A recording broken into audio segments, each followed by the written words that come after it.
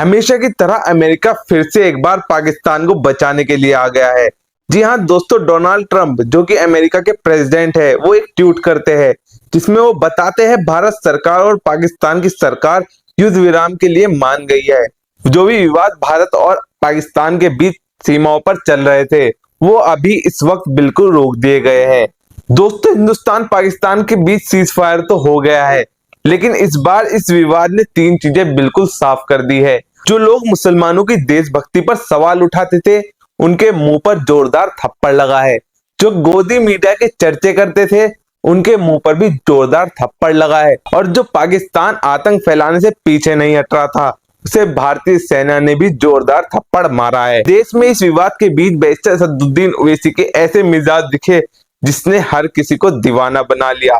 चाहे वो भाजपा सपोर्टर था, कांग्रेस सपोर्टर था, या किसी भी पार्टी का किसी भी विचारधारा से, किसी भी धर्म से जुड़ा हुआ था, लेकिन बैरिस्टर असदुद्दीन ओवैसी ने जिस तरह सेना का मनोबल बढ़ाया और दिखाया देश की माइनॉरिटी यानी मुसलमान पूरे जज्बे के साथ अपने देश के साथ खड़ा है, अपनी आर्मी के साथ खड़ा है और अपनी सरकार के साथ खड़ा है।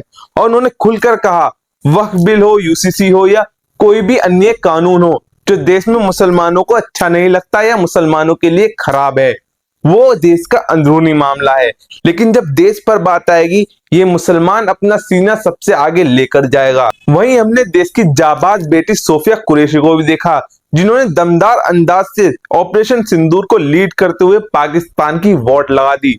जी हाँ दोस्तों, पाकिस्तान में जितने भी आतंकी अड्डे थे, उन सबको निशाना बनाते हुए सोफिया कुरैशी ने इस ऑपरेशन को लीड किया। और जब 7 मई को रात के 1:30 बजे भारत ने पहली बार रात को निशाना साधा, पाकिस्तान की जब होश उड़ा दिए, सुबह के 5:30 बजे देश की दो बेटी प्रेस कॉन्फ्रेंस करने के लिए आती है, लेफ्टिनेंट कर्नल सोफिया कुरैशी और विंग कमांडर व्यामिका सिंह। एक एयरफोर्स लीड कर रही थी तो एक थल सेना लीड कर रही थी। प्रेस ब्रीफ में जब सुबह सुबह कर्नल सोफिया कुरैशी ने देश को बताया कि भारत ने पहलगाम के अपने 26 शहीदों का बदला ले लिया है, तो पूरे देश की छाती गर्व से फूल गई थी।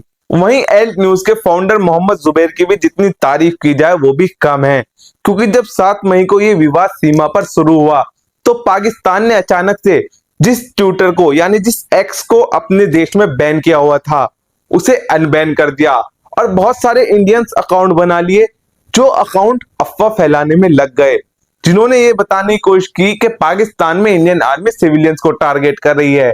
हालांकि इंडियन आर्मी ने किसी सिविलियंस को टारगेट नहीं किया, सिर्फ टेररिस्ट को निशाना बनाया। इन सभी चीजों का मोहम्मद जुबैर फैक्ट चेक करते रहे और पाकिस्तान को सोशल मीडिया पर मुंह तोड़ जवाब देते रहे, जिनकी तारीफ ध्रुव राठी तक ने खुद की। सुनिए ट्वीट को देखिए जरा। दर्जनों अकाउंट्स जो इंडियन होने का नाटक कर रहे हैं, उन्हें अचानक से एक्टिवेट किया जाता है, लेकिन एक्चुअली में ये पाकिस्तानी अकाउंट्स हैं। एक बड़े स्केल पर ये लोग फर्जी खबरें फैलाना चाह रहे थे, पाकिस्तान का प्रोपेगेंडा फैलाना चाह रहे थे ट्विटर पर, लेकिन थैंक्स टू ऑल्ट न्यूज के मोहम्मद जुबैर, जिन्होंने रात भर जगकर इनकी सारी फर्जी खबरों को एक्सपोज किया और इस बात को भी एक्सपोज किया कि एक्चुअली में इंडियन अकाउंट्स बनने का जो नाटक कर रहे हैं, ये पाकिस्तानी अकाउंट्स हैं। और इसी तरह इस विवाद के चलते झंटू अली शेख, सैयद आदिल और ना जाने कितने मुसलमानों ने अपनी जान भी गंवा दी, लेकिन फिर भी कुछ लोग उंगली उठाते हैं मुसलमानों की देशभक्ति पर।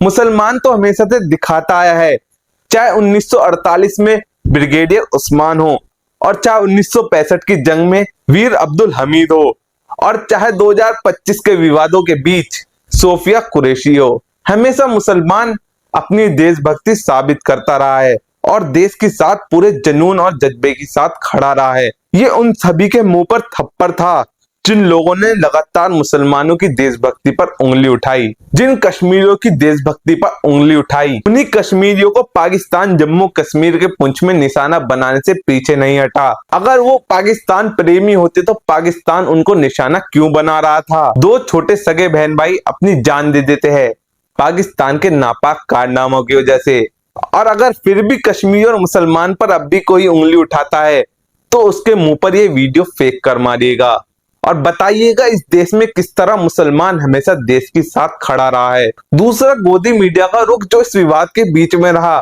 वो हंसने काबिल है बहुत ज्यादा, क्योंकि उनका नकाब उतर चुका है। नकाब तो पहले ही उतर गया था, लेकिन अब बिल्कुल पर्दाफाश हो चुका है। जो लोग उन्हें देखते थे वो भी उसको मतलब अनवेरिफाइड न्यूज मान रहे हैं। रिपब्लिक भारत के अर्नब गोस्वामी ने तो अपना स्टूडियो नोएडा से लाहौर शिफ्ट कर दिया था, और जी न्यूज वालों ने तो इस्लामाबाद पर कब्जा कर लिया था, और आज तक वालों ने कराची पर कब्जा कर लिया था। उन्होंने इस हद तक फेक न्यूज फैलाई कि देश में एक अजीब सा माहौल पैदा हो गया था। इंफॉर्मेशन मिनिस्ट्री को खुद बयान जारी करने पड़े कि वॉर सायरन्स वगैरह न्यूज स्टूडियोज में मत बजाइए और इस तरह की न्यूज मत फैलाइए जो इंटरनेशनल मीडिया पर हमारी मीडिया को झूठा साबित कर दे। इंटरनेशनल मीडिया ने इतने सवाल उठाए, टीआरटी ने सवाल उठाए, अल जजीरा ने सवाल उठाए, और सीएनएन जैसे बड़े न्यूज चैनल्स ने सवाल उठाए कि इंडियन मीडिया क्या न्यूज पेश कर रहा है, मजाक कर रहा है। अगर अभी भी कोई गोदी मीडिया को देख रहा है तो उसे तुरंत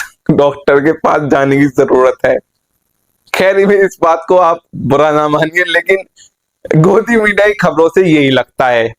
तीसरा, इंडियन आर्मी ने जो जज्बा दिखाया और पाकिस्तान को मुंह तोड़ जवाब देते हुए दिखा दिया कि इस देश को अंदर से कितना ही तोड़ने की कोशिश कर लो। आप पहलगाम में हिंदू नाम पूछकर लोगों की जान ले रहे थे, लेकिन इंडियन आर्मी ने जब पाकिस्तान के आतंकी ठिकानों को निस्तो नाबूद किया तो उसको लीड कौन कर रही थी? एक Muslim officer lieutenant colonel Sofiya Qureshi, और एयरफोर्स को एक Hindu wing commander Vyomika Singh lead कर रही थी। और उनके मुंह पर जोरदार थप्पड़ लगाते हुए इंडियन आर्मी ने दिखाया कि आप इस देश को कितना भी बांटने की कोशिश कर लो, कुछ भी कर लो, लेकिन ये देश मजबूती से खड़ा है और खड़ा रहेगा। और इंडियन आर्मी के डिफेंस सिस्टम S-400 ने तो कमाल ही कर दिया। जहां पाकिस्तान अपने निशाने बनाता रहा इंडिया पे, तो इंडिया उनको निस्तो नाबूद करता रहा। दोस्तों, अमेरिका ने हमेशा की तरह इस बार फिर पाकिस्तान को बचाते हुए सीज फायर करा लिया।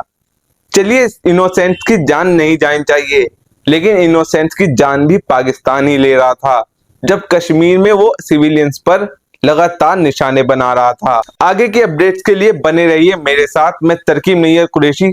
जय हिंद, जय भारत।